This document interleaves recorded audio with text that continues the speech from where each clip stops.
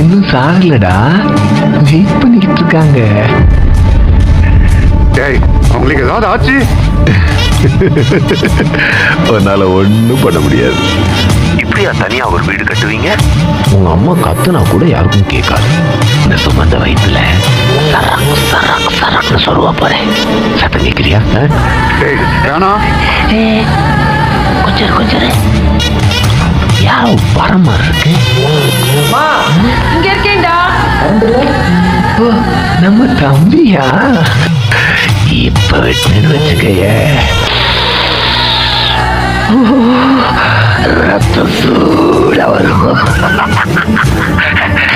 அம்மாவையும் தம்பியையும் கொண்டு பாடியை மிக்ஸ் பண்ணி வச்சிடறேன். அவங்கள ஒன்றும் பண்ணாத.